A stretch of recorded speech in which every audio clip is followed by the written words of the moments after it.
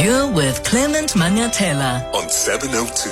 Let's walk the talk. Streaming on the Prime Media Plus app. DSTV channel 856. 92.7 and 106 FM.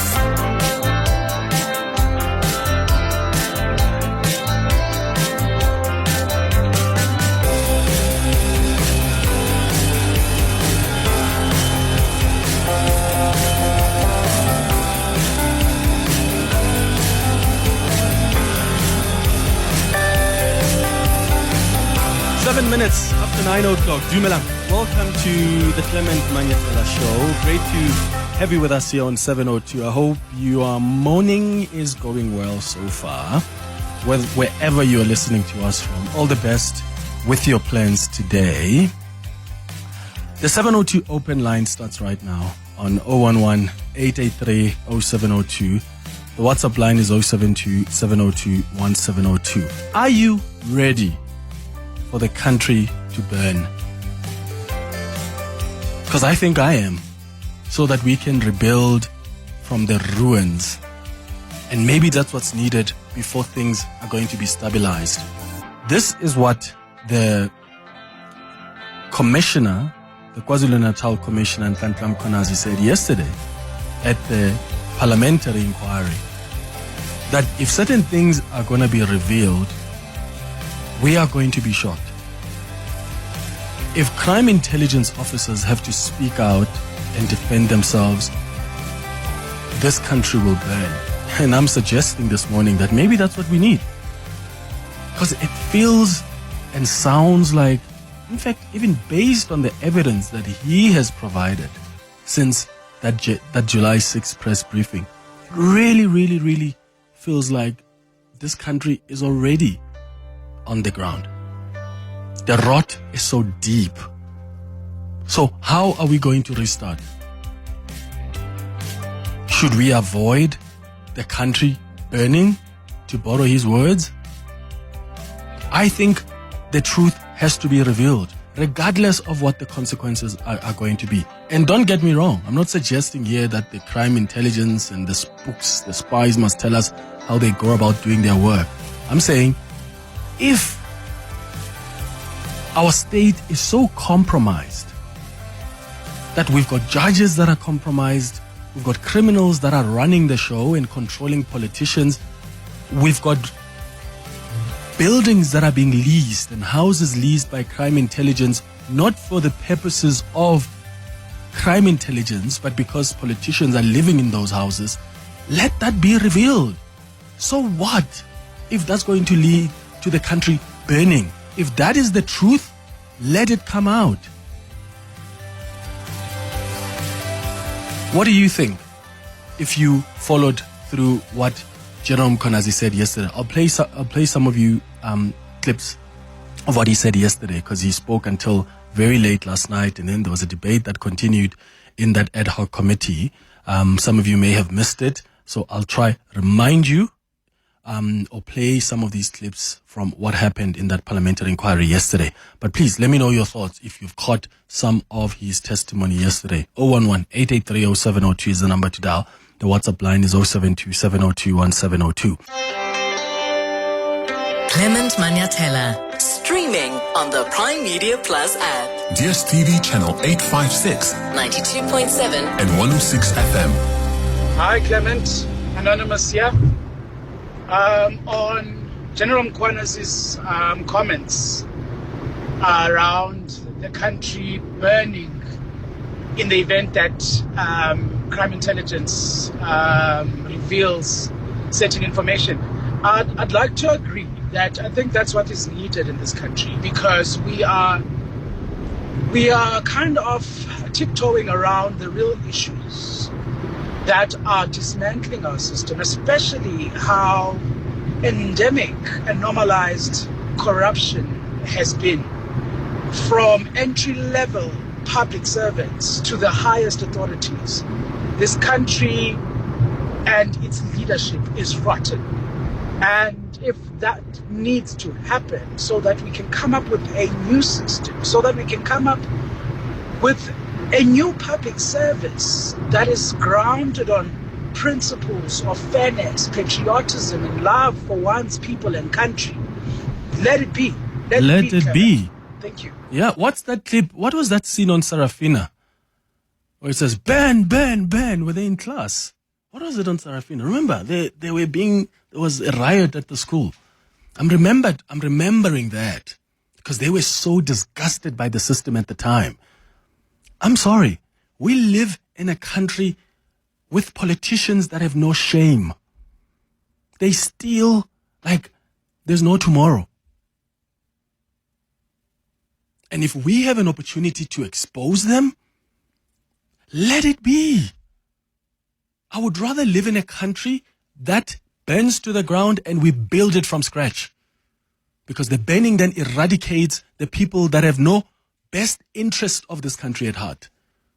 We can build it from the ruins. But how long are we going to protect filthy, greedy politicians, parliamentarians, business people, because we're so scared that, oh my God, this country is going to go down? This country has already gone down. I say, let's play that clip, Abel, for some that may have missed it. This is what General Mkhwanazi said yesterday in Parliament as he was warning that if crime intelligence officers speak, a lot of us are going to be shocked and this country will burn. If the purchase of properties is irregular, then definitely the head of crime intelligence and the National Commission must be held accountable. If they broke the law, they must be held accountable. But hold them accountable on the correct structure of government. Don't misplace it. Don't go to the media and talk about it and grandstand about it. Take it to the Joint Standing Committee and say, I demand that there must be accountability here because this is done wrong. And then for sure, that action is going to be taken. But if you're going to take it out of that structure into another platform, and you make allegations that are unfounded about the members of crime intelligence, the risk with that, which I repeat before this committee, is that the members of crime intelligence are going to be forced to defend themselves. And the only best way to defend themselves is to speak the truth. And when they come with the truth, majority of you will not be able to stomach it. This country is going to burn. Because there are top secret things that should not be discussed in public like that. So if you make the members look bad, they're going to counter. They're human beings. They've got families. They've got friends. They've been paraded as criminals in front of international TV. They were paraded when they were arrested. They were branded as bad people by these members of this committee, of this parliament, some of them. They kept quiet. But they know the truth. They have evidence, Honorable Chair, conventional or otherwise, that they have, which if they were to present it, it would be a press briefing that would be worse than what Mkhwanazi did. So I needed to prevent that by warning that let's not hold back and allow that the very same executive authorities, parliamentarians, participate in the wrong. Honorable Chair, if you were to ask me, I would say maybe we must close down crime intelligence, remove everyone that is there, and start afresh, if you will. Because I know names within crime intelligence that are bad. They were there in 2011. They are still there today. We have family members of the Mzulis of this world that are still controlling gadgets that are listening to all of you at crime intelligence. And that's what Kumar is trying to fix. What does he get in return? No, leave this thing alone. You are the bad one. And other members are comfortable because, not going to talk about benefits that comes with it. Because there are benefits. That's what he's implying there. There are benefits that come with protecting or going after certain people in the top echelons of the SAPS. My question, though, is why can't these crime intelligence people defend themselves? And it doesn't have to be in public. I mean, of course, there are certain things that can't be discussed publicly. That's why you've got the Joint Standing Committee on Intelligence. There are other mechanisms through which spies and spooks can be held accountable. I mean, at the Nhlanhla Commission, you can testify in camera. Even at the parliamentary inquiry, there are certain things that you don't have to reveal publicly, but you can reveal in camera. Or make sure that at the Joint Standing Committee, you reveal those things. What is wrong with that? What is wrong with crime intelligence officers coming out and defending themselves? Because if really Dumisani Khumalo and other crime intelligence officers are being targeted because they're trying to fix the system, that must be exposed. Why must that be prevented because we're scared of the country burning? My understanding of the country burning is the truth is going to be revealed, regardless of what the consequences are going to be. But what that gives and affords us as a country is an opportunity to start from scratch. That's why Mkhwanazi himself says, if it were up to me, I would fire everyone at crime intelligence and start from scratch. Guys, the fact that Richard Mdluli's pals, according to Mkhwanazi, are still controlling things after so many years that this man has been out of the system. Are you kidding me? So what exactly are we protecting here? Stanley, you're calling us from Roodepoort. What are your thoughts? Good morning. Hi, Clement. How are you? Sure, man. Go ahead. Good, man. No, I'm saying let the country burn, and if it burns, we'll extinguish it. But my concern is one, Clement. At first, during the Nhlanhla presentation, I thought this guy, I had a different perspective from Mkhwanazi. But yesterday, I feel that his statement has some porous in it. Mm-hmm. And I'll tell you why. First of all, I think Mkhwanazi must just sit down and present the statement and answer questions today. Because yesterday, he was quick to say people must report to the responsible committees, like the issue of the DA guy. He's saying he was supposed to report to a specific, must follow the reporting channels. But he himself, he didn't do that because he couldn't handle what he knows. He decided to go on and have a press conference. So let him understand one thing, and one thing only, Clement, that he is just the same as the rest. And now I get the feeling that Mkhwanazi, I think if you take General Khumalo and check the movement from Johannesburg to KZN, even the city council asked him that, don't you think by roping in General Khumalo into KZN activities, you were overwhelming him in terms of job description? And he didn't answer that question. And to me, Mkhwanazi and Khumalo, they are all in the scene of crime all the time. And what I don't understand, the same budget which was allocated to them, who was controlling that? Mm. So, yeah, Stanley, Dumisani... I think today, Clement, if you can just hold on, it's going to be fireworks. Because whatever that he has been saying, really, it's taken as a gospel truth. No, Julius Malema did warn yesterday that, of course, what Julius Malema yesterday said, we don't have to take what General Mkhwanazi says there as just as gospel truth, because that's something that still needs to be tested. And that's not to say Julius is doubting him or anything. He's just saying we need to be careful here, because if Mkhwanazi then starts mentioning, like, I don't know, Soviet Lekhanyan, and then who's the chair of the committee, and then mentions Dumiseni Ntuli, and then mentions Lien Mateis from the EFF, and then mentions Mr. Skosana from the MK party. And then what? Everybody then will need to recuse themselves because people are being mentioned, but evidence is not being tested. Today, the members of parliament are going to be asking questions based on some of the things that he has said. And I think that's going to be fascinating for us. I hope they don't grandstand, because these are politicians at the end of the day.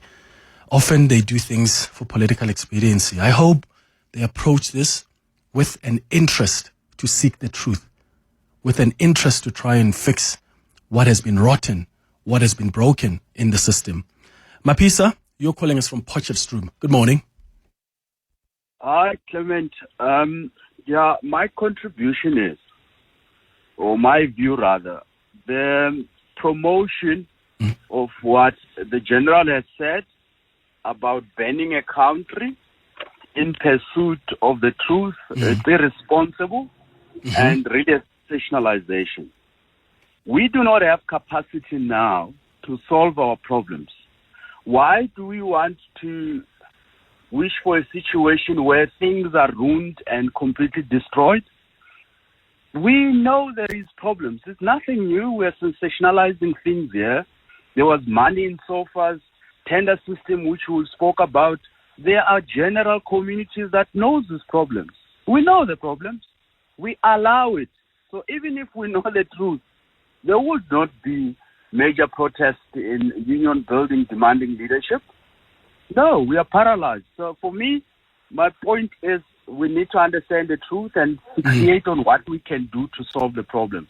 Sensationalizing it, I do not agree. Thank you. So what happens in the meantime, Mapisa, if really there are consequences to quote-unquote things burning, and by that I mean the truth coming out, as shocking as it may be to all of us, and maybe even turn around institutions? If we're not ready for that, so are you comfortable to live in a country where we possibly have politicians that are being controlled by a criminal syndicate and a drug cartel, and those can't be exposed in its entirety because we don't know what the country will look like post this quote-unquote ban? Are you comfortable to live in a country like that?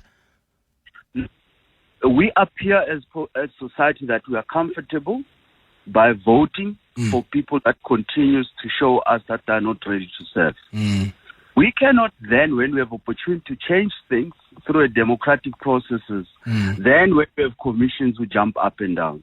Clement, if you don't do well in your job, right, why should we continue to support you in your job? If I don't do well in my job, take it the same thing. We must take responsibility here. There is no country in the world, there is few exceptions. If people as voters, we don't take responsibility and demand through right institutions accountability and performance. Mapisa, I agree with you there. With you there. We need to take accountability as well. We talk about this all the time. Because, we're up in arms now, right? Have you seen the pictures of, so these people, let me paint a quick picture for you. These people that General Mkhwanazi is talking about, these business people that are seemingly so corrupted in jail. You look at the people that have been accused of wrongdoing, like Edwin Sodi. You look at people like Mongen, Hangwani. They were at a party together at Edwin Sodi's house. You know who's there at the party? Pule Mabe. Keith Khoza. Who's Keith Khoza? The advisor to the current deputy president. The deputy president who once even used the house of Edwin Sodi in Cape Town.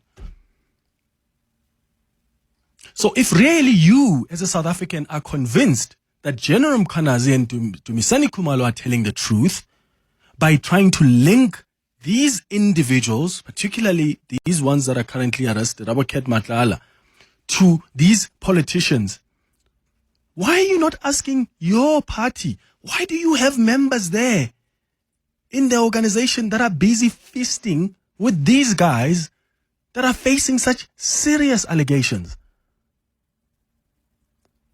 So, Mapisa is right. What accountability do you and I take? Because when we go to the polls the next time, what do? How do you exercise your power to ensure that there's accountability? You express your outrage at your disappointment at people who are constantly linking up with these problematic characters.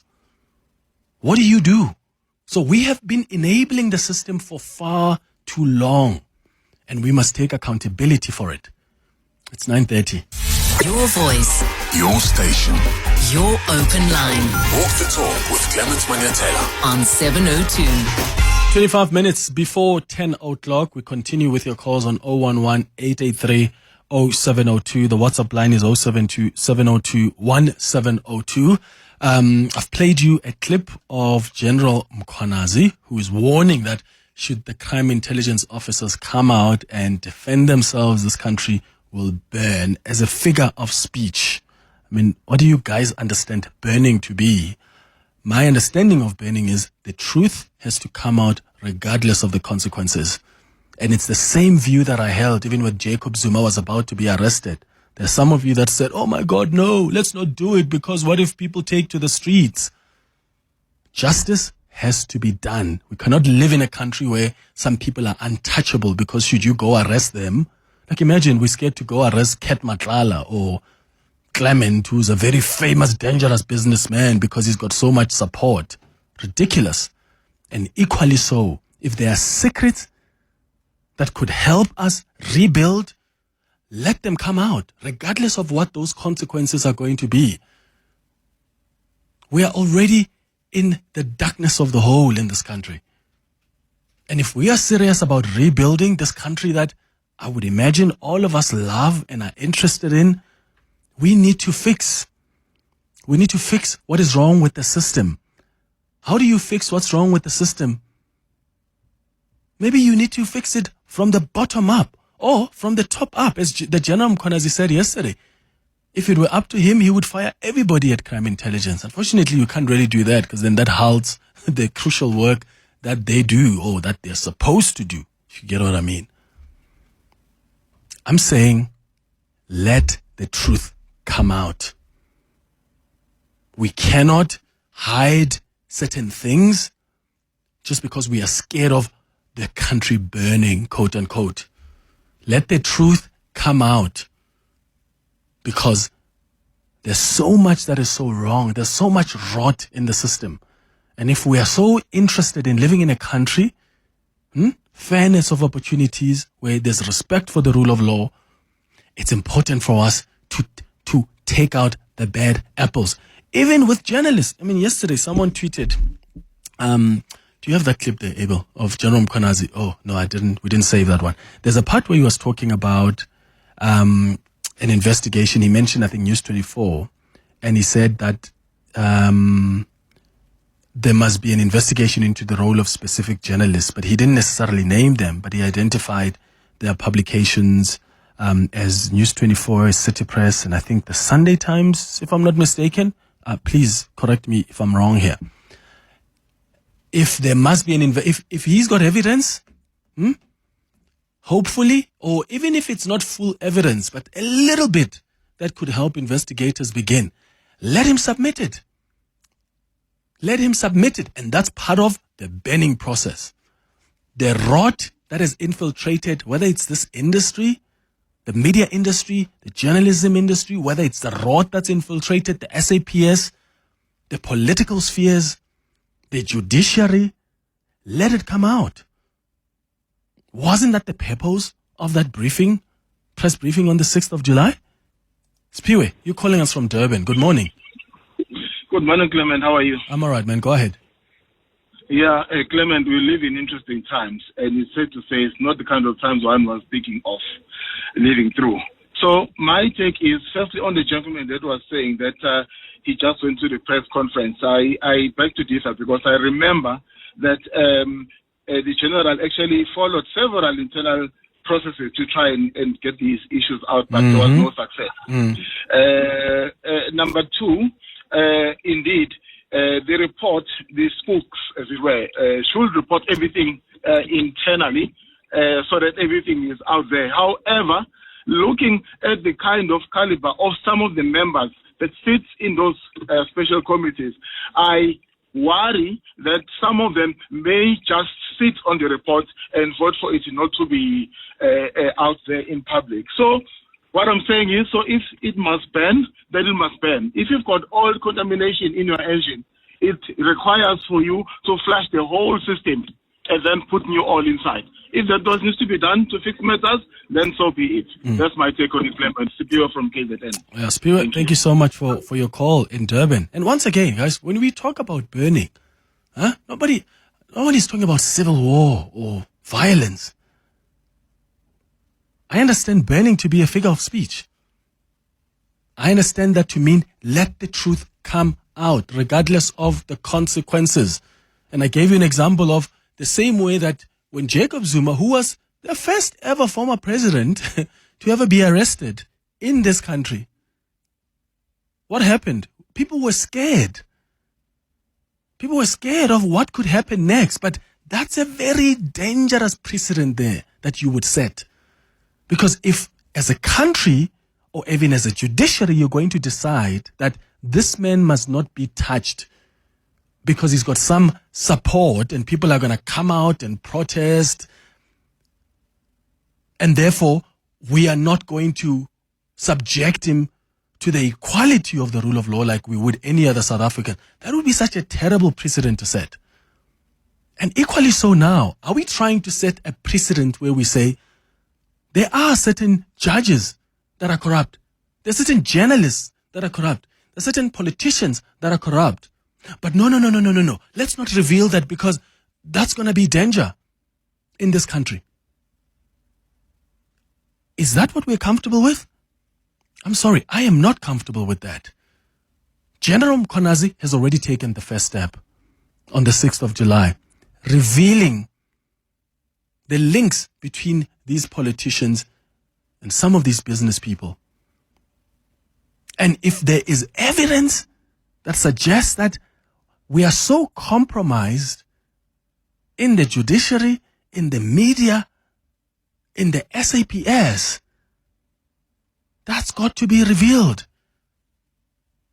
regardless of what the consequences are. And if that's not going to be revealed, please tell me what the next option is. Must people who are in the SAPS, who are aware of the rot, just keep quiet? Can they just leave it? If the president is corrupt right now, let's say for argument's sake, God forbid, the president is busy being controlled by a drug cartel. No, let's not reveal it, please. Because the country is going to burn. Is that the country we want to live in? So leave the president or the deputy or some police minister or anyone to be controlled by a drug cartel because we're scared that should that be revealed, that's going to cause havoc. Hi, Bo. Mpo, you're in Pretoria. Hi. Hi, Clement. Thank you for taking my call.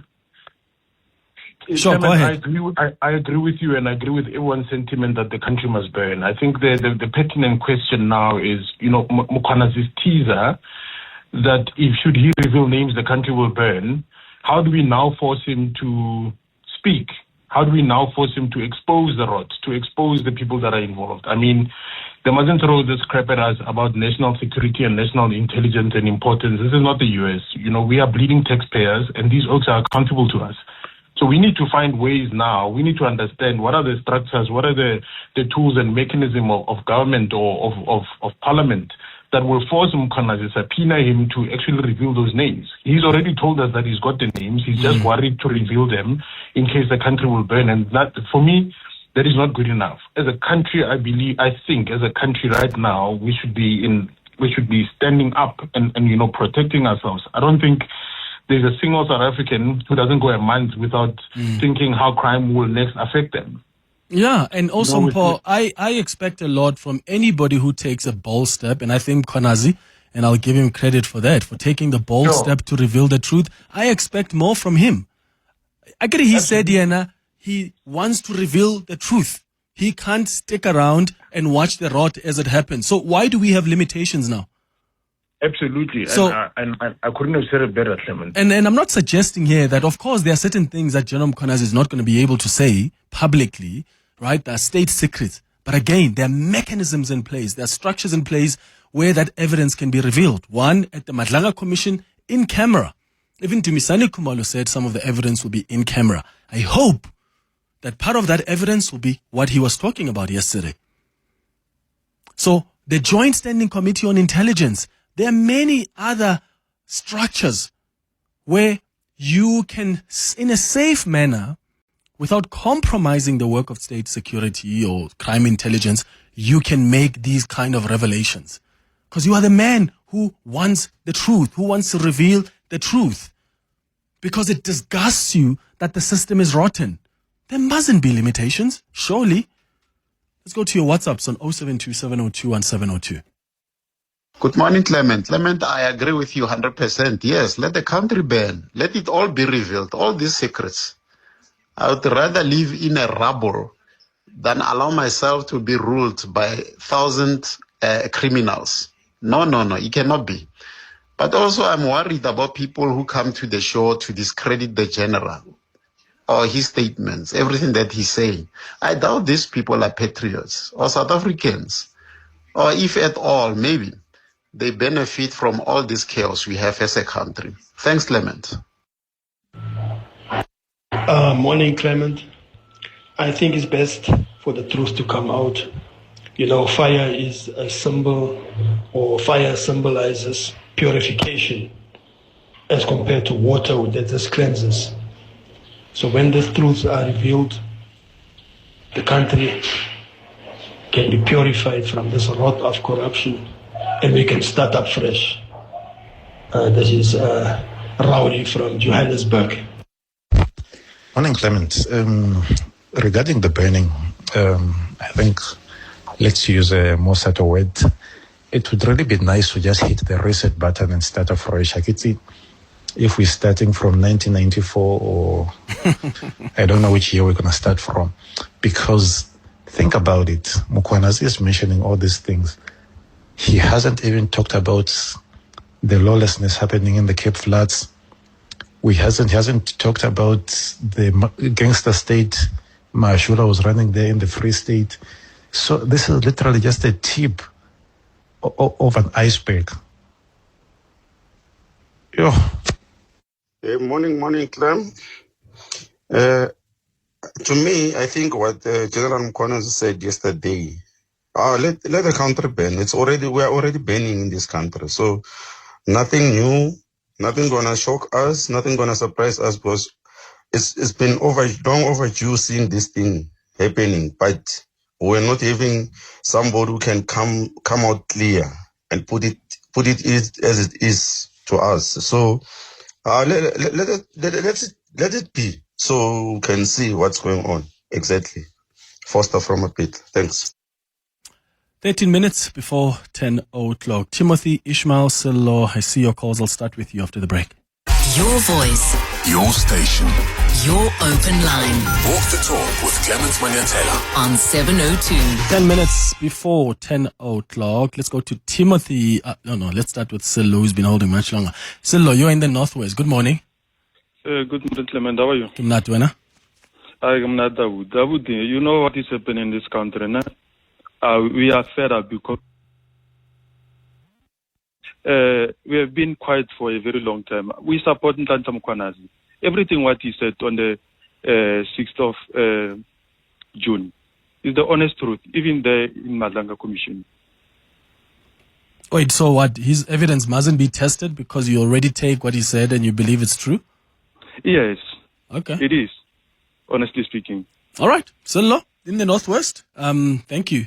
Well, his testimony will be tested today by members of parliament. At the Madlanga Commission as well, some of the people he's mentioned are going to come and they've got some questions for him as well. He will also have an opportunity to cross-examine or question some of the people that may implicate him in anything else. This is not to say that what he has shared with us is not true. In fact, if anything, most of what he shared on that 6th July press briefing has been proven by Dumisani Khumalo through the evidence that is already provided, especially through the text messages. But I'm a bit uncomfortable with this idea that when someone says something, no matter how impressed you are about their bravery, then you take it as that's it, and therefore that can be questioned. I don't think that should be how we approach things, whether you like someone or not. Let's go to Ishmael now, who's calling from Morningside. Ishmael, hi. Hi, Clement. Sure. Yes, my contribution is that accountability should happen in a transparent and open way. If we allow talks that some people can say, if I tell the truth, the country will go up in flames. That is basis for blackmail. Yes. Because if indeed I have something I hold against you, Clement, and I will only use it when convenient, I am actually keeping you a prisoner of fear. So Precisely. let us ensure that we get to the bottom of this, and you are correct. Let's use the appropriate structures to get at the bottom of this and let accountability prevail. Absolutely. Ishmael, couldn't have said it better. Thank you, Ishmael in Morningside. In fact, let me take you to Parliament now, because I think he's now being asked about the so-called Big Five, this cartel that apparently has been running amok and has links to all of these politicians and some judges and some prosecutors. Let's listen to what he's got to say in Parliament now.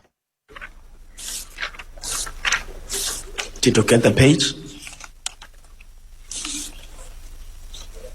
It should be on my statement.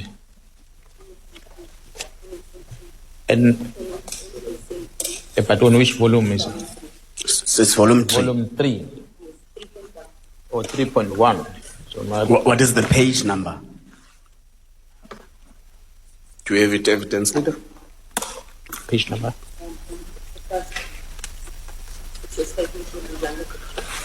Okay, I want to invite the members on that volume 1, NMS 3, to open page 83.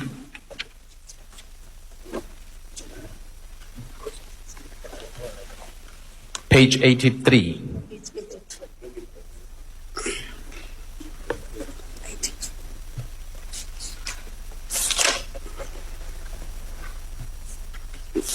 So in paragraph 275.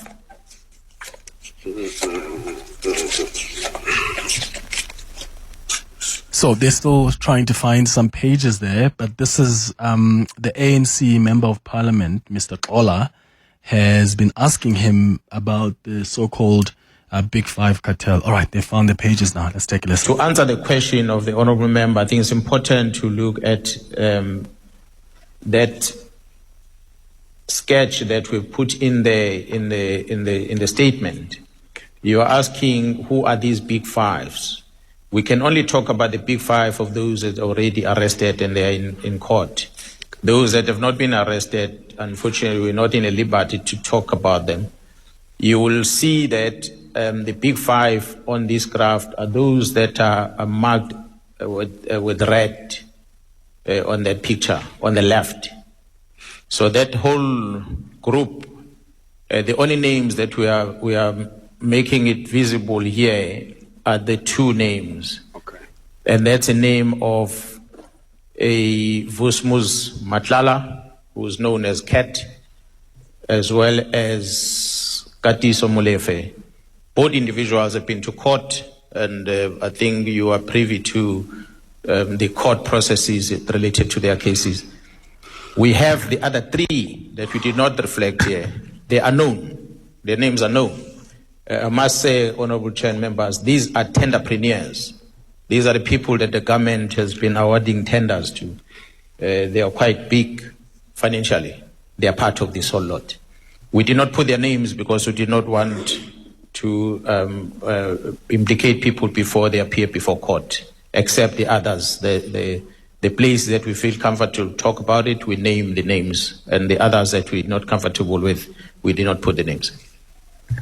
That's fine, General. That's acceptable. You say there is an involvement of the judiciary in all this fracas. But in that process, you mention only one fellow magistrate, Mahlangu. Are there any other magistrates or judges? Because when you say the judiciary, we include the two. Any other magistrates or judges that are suspected to be aiding this alleged criminal syndicate? And in respect of Magistrate Mahlangu, what is her links in the entire syndicate? Honorable members, again, I don't want to go deeper into the status of the investigation, who's who in this whole puzzle. Therefore, I'm not even talking about the names of people that are part of the criminal activities. I said when I addressed that they are presiding officers, which are members of the judiciary, that are participating in these illegal activities. And it's not one and not two. And I confine myself to this criminal investigation. That's why I made a reference to those that are in Gauteng province. So I'm not going to call them by names. The magistrate that you are talking about, although I did not call him by name, I mentioned the magistrate because he's presiding over the matter that is in court already, has got to do with the arrest of these members and the bail condition that was granted. So it's that which I'm only highlighting, that you have a magistrate that sits and listens to what the state is asking for, and then the magistrate come up with his own rules, his own rulings, contrary to what the state has asked for, and more stringent things. Then you ask yourself a question, but why? Why do you have to go to this extent, magistrate? And these are the questions that, when things like this happen, it makes us to go deeper to try and establish exactly what then is the role of this individual in this whole investigation that you are busy with. So I have not called his name, and I have not called any presiding officer's name. And those details will be made visible by the team if they're so willing, but it cannot be done in the open meeting.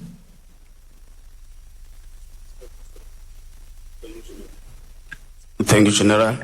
I think we'll skip to the next three questions because they are related to what the General is talking about, an ongoing investigation. So as it relates to the judiciary and the link to the crime syndicates, we'll just skip it. Maybe we'll deal with it when time allows. Let's go back to, you say there is a prosecutor who has submitted an application for a warrant of arrest to a magistrate for it to be signed, but later called that warrant must be withdrawn because he or she does not want to lose her job. Do you mind sharing with the committee and the people of South Africa, who is this prosecutor? From whom did they get this call? Who apparently is this powerful person who might be aiding some of the wrong things within the criminal justice system? And you'll forgive me, General. I said that some of the questions I'm asking because I'm the chair of justice, so they are part of the mandate that we've been given. Yeah, I'm going to invite Honorable Chair. There are quite a lot of information that might need to be revealed by the team that is busy with investigation that experienced that, because I received the report. I said on my statement when I started that the information I'm presenting before the ad hoc committee is information that I saw on my own eyes, information that I was authorized to have access to, and information that was shared to me by my colleagues as they are working. So some of the things I might not necessarily give it to you in black and white, for instance, to give you the name of the magistrate. But I'm confident that those members whom their names I can give you, that were involved, they can come before this committee, and I will request that it can be done in a closed meeting where they can tell you exactly who the magistrate are, because those are the members that are from counterintelligence. Yeah, so I guess we'll have to wait for the team to come and share more information, even if it happens in camera, as long as the rot is going to be exposed so that can be dealt with. That's General Mkhwanazi continuing with his testimony on day 2 of this parliamentary inquiry. It's time for the news.